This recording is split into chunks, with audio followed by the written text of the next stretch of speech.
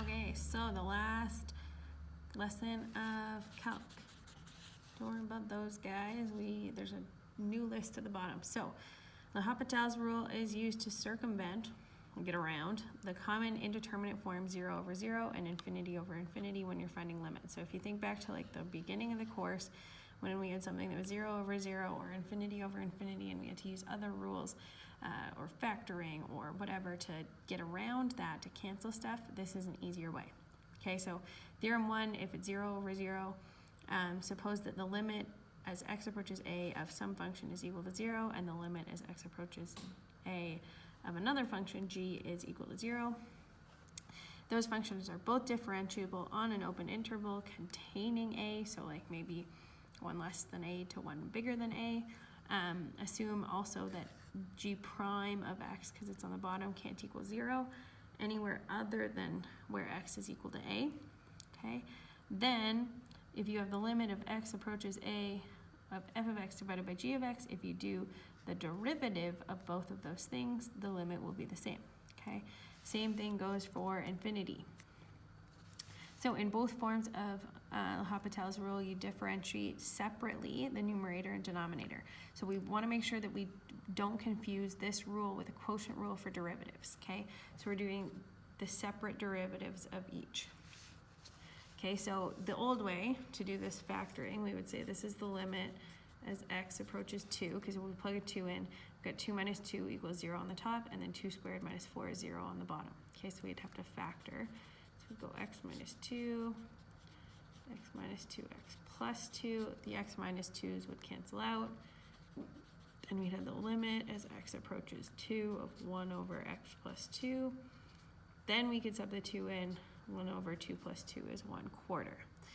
Our new way is the limit as x approaches 2, and we're going to do the derivative of each. So the derivative of x is 1, and then the derivative of minus 2 is 0.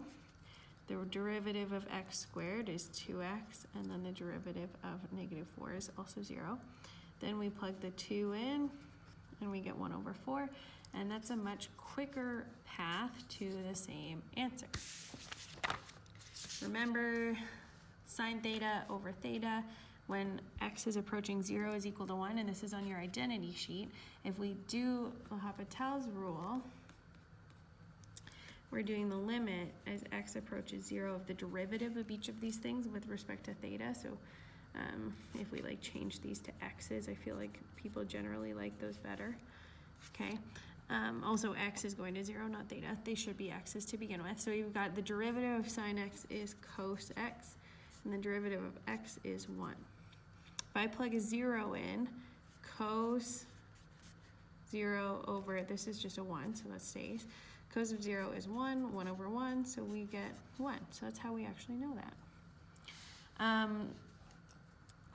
If we've got this, so the old way, if we're doing x is approaching infinity, we would have to look at the highest term on each. Okay, so we just look at the limit as x approaches infinity of x over 3x squared, and the rest of this doesn't really matter.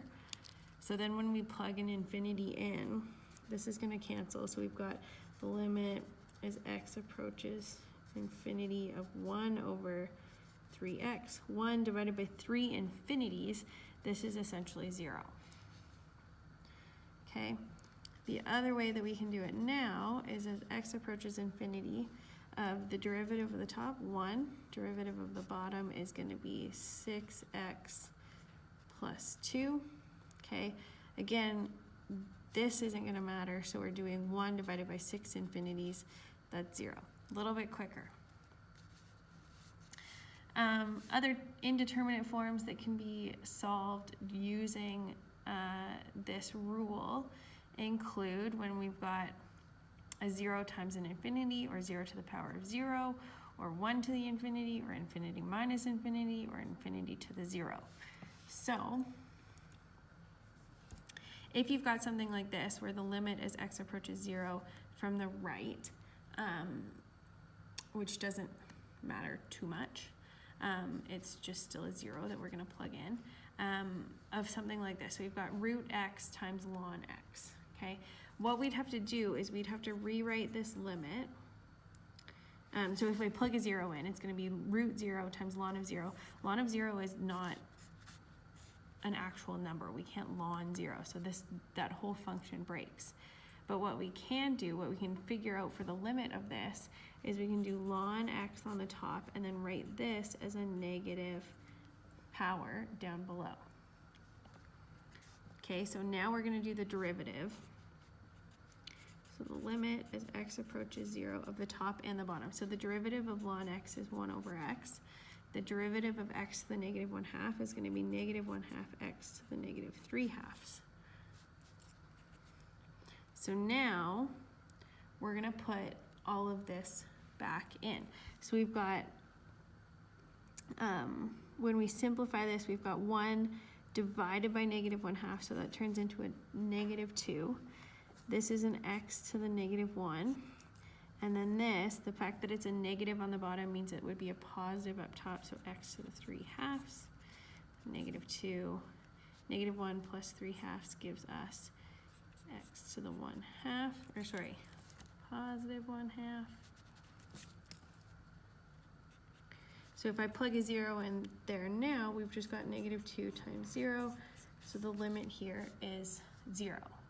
Before we knew how to do L'Hopital's rule, we couldn't have done a question like this. So, some practice. We've got something like this. So we're doing x is going to infinity of x squared minus 1 divided by x squared plus 3x minus 4. So we could also do the limit as x approaches infinity of the derivative of the top, so 2x, over the derivative of the bottom, so 2x plus 3. Now this plus 3 isn't going to matter. We've got 2x over 2x, so this whole thing is just a 1. Okay, again, super similar. I don't find the infinity one to be super helpful, but I do find the other ones to be quite helpful, such as this one. So instead of trying to do that conjugate rationalization thing, we can just do the limit as x approaches 4. Derivative of the top is a 1. Derivative of the bottom, so the derivative of root x is going to be 1/2 x to the negative 1/2. Derivative of negative 2 is 0. Okay, so then this is, we're just plugging a 4 in here, so it's going to be 1 divided by 1/2 is a 2, and then the x to the negative 1/2 on the bottom flips that up to the top, so 2 root 4, so 2. No, 4. I can do math. 4. Then we've got the limit as x approaches 0 of 3 to the x minus 2 to the x over x squared minus x. So if I plug a 0 in, I've got 3 to the 0, which is a 1, minus 2 to the 0, so a 1, 0 on the top, 0 squared minus 0, so 0 over 0. Okay, so we're going to do the derivative of each of the top and the bottom to try and figure this one out. So the derivative of 3 to the x, we probably have to refer to our formula sheet. So any base with an exponent x is going to be that times ln of the base. So then minus 2 to the x ln 2 over derivative of this guy is going to be 2x minus 1. So now if I plug a 0 in, 3 to the 0 is a 1, ln 3. Minus 2 to the 0 is a 1, ln 2, over 2 times 0 is just a 0, minus 1. So we've got ln 3 minus ln 2 over negative 1, so I would just divide each by a negative. So we're going to have negative ln 3 plus ln 2, so I'm going to go ln 2, minus ln 3. I'm going to flip. Or we could even use our log rules and go ln 2 over 3.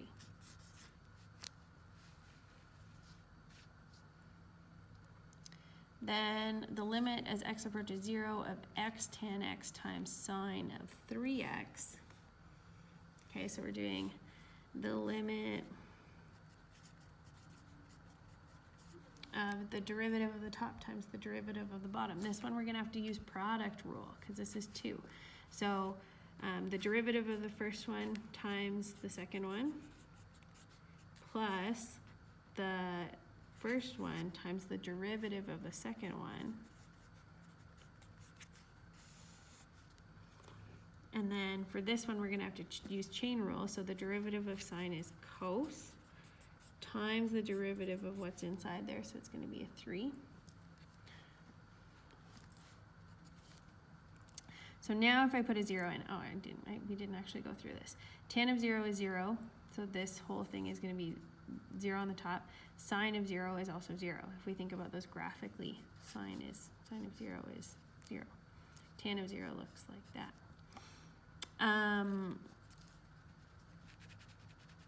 So yeah, now if we put stuff in, tan of 0 being 0, that term can cancel.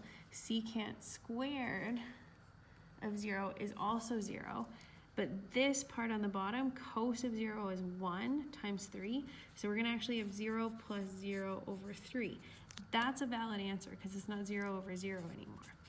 I think often we're like, the limit can't be 0 because 0 over 0, right? But it's 0 divided by 3. That's a valid number. Okay, so this just is 0.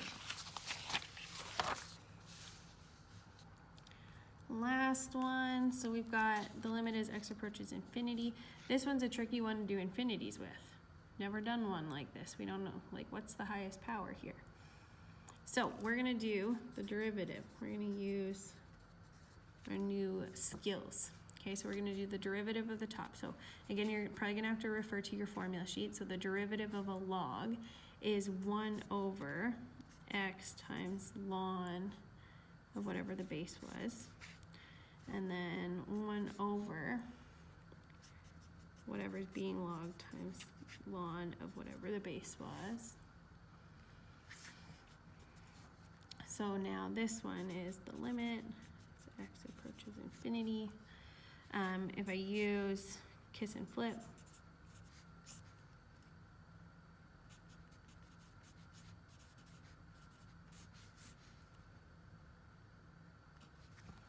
so now we have to think about what can cancel here, because right away we don't see anything. But since this is the limit as x goes to infinity, infinity plus 3 versus just an infinity by itself is not super different. So because this is an infinity, we're going to cancel both of those, because infinity plus 3 is basically still infinity. So infinity divided by infinity is still just a 1. So ln 3 divided by ln 2 is now our answer. So that one we can't combine, right? Our log rules are for when we're subtracting them. So that is our final answer. So there are the ones that I want you to try for today. Remember that you get a work block for this tomorrow as well. If you have any questions, let me know. This was the last lesson. Hope it made sense.